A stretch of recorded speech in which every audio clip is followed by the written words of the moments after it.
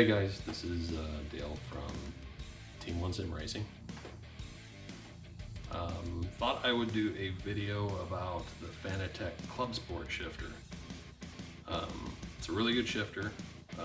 I have everything Fanatec right now.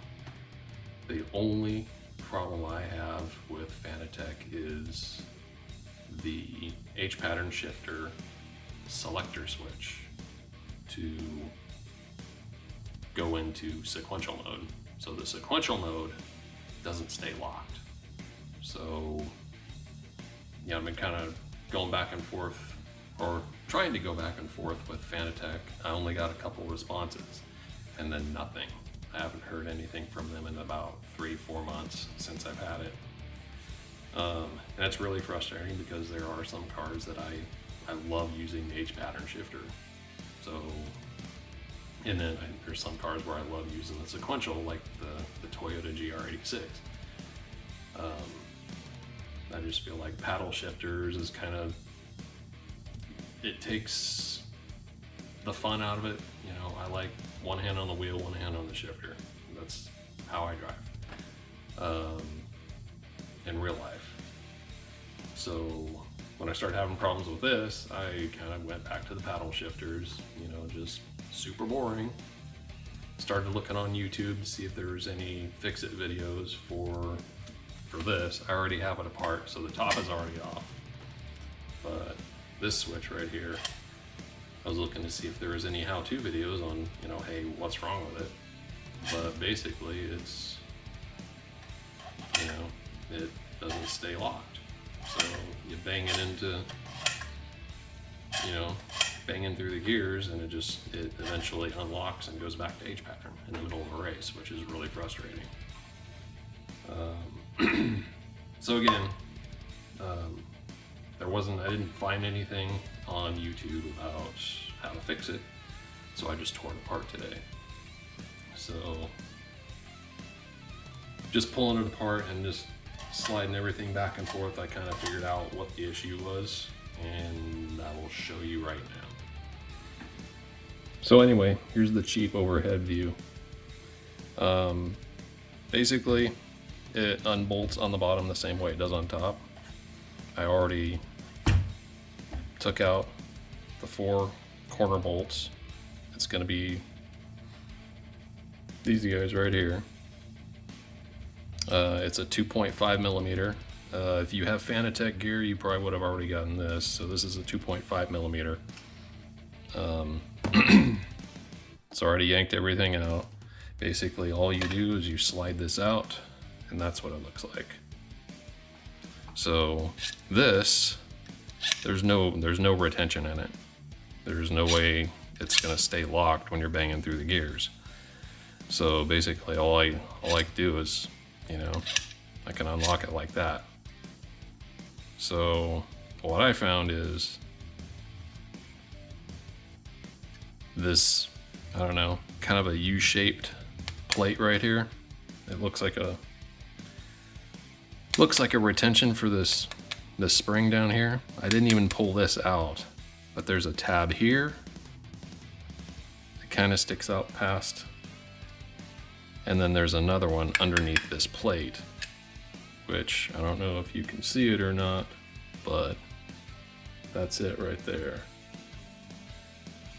It's kind of weird. So what I did is I was able to press it down with my finger. So that kind of tells me that if I fix it now, it's gonna undo itself here probably in another 3 months after use. But what I did was I basically took a flathead screwdriver or something that would fit in there, and I bent the plate up a little bit, and on this side.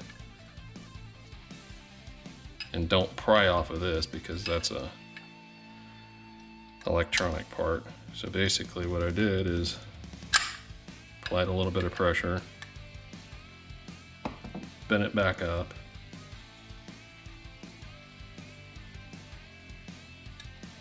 and when you slide it back or forward, here we go. that gets the top right. Okay. See if I can get a better angle. It drops down and it hits that top plate and then it locks it in place. So I could actually probably go bend it up a little more because it doesn't seem like it has that much tension. So I'll bend it up a little more and back.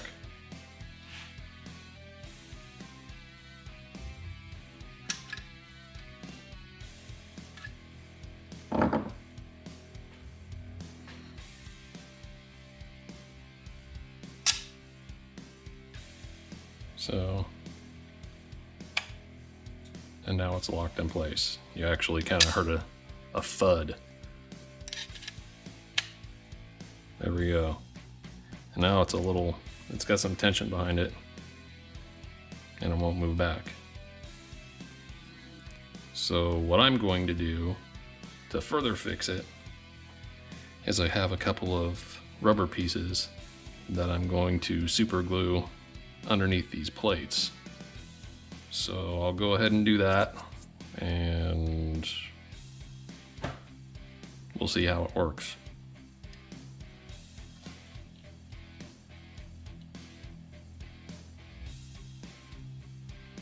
So it looks like, what do we got here? Let's lock it in.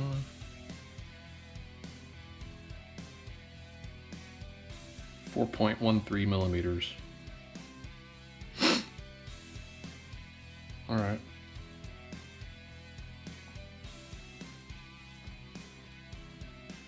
Okay, let's make it fit.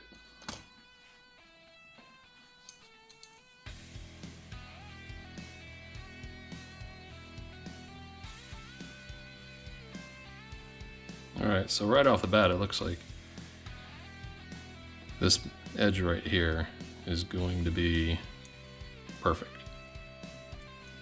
This piece of rubber, I don't know, maybe I'm a hoarder, but I always keep old parts for some reason because I usually end up needing them down the road. But this here is the dust cover from the drum brakes on a Toyota Tacoma for the rear brake adjustment. So I had a couple of extra of these, and it just so turns out that the outer lip is exactly what I need. So we'll go ahead and trim that up and glue them in place.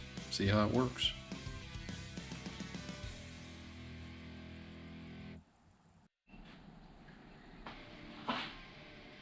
All right. So we got put in. So what I did, I don't know if you guys can see or not.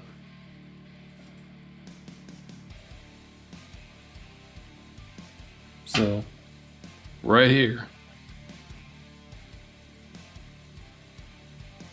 making sure my camera is not out of focus. So there's the black rubber, and then there's another one right there. Oop. Right there. So I super glued the bottom in because obviously the spring is going to flex off of the rubber bear, or the rubber part. So it's taken me quite a bit of force to actually pull it back into H pattern, and then securely snaps. But yeah, same thing up here.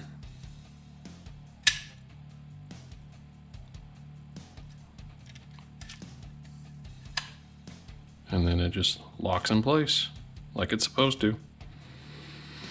So hopefully you guys see this. If you guys have the same problem and you've been having an issue with your sequential lockout, hopefully this helps.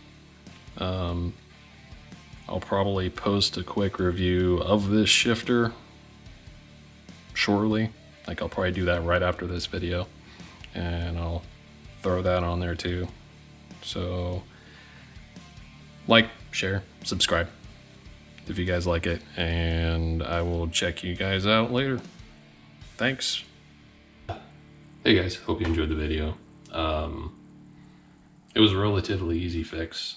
I don't see that you need any special skills to do it. All you need to do is unscrew 4 bolts. That's all you gotta do. I mean, relatively simple. And it beats sending it back to Fanatec if they ever do answer you for a repair. Just be really careful with what I did. I used a razor blade to cut some rubber, so if that is the choice you do use, just be careful, don't cut your finger off. I have all my fingers so far. If there's any better fixes, hell, go ahead and throw it in my comments. But I will see you guys next time something else breaks, and I'll be sure to throw a fix-it video up. Hope this guys helps you out. If you like this video, give me a like, share, subscribe. Thanks, bye.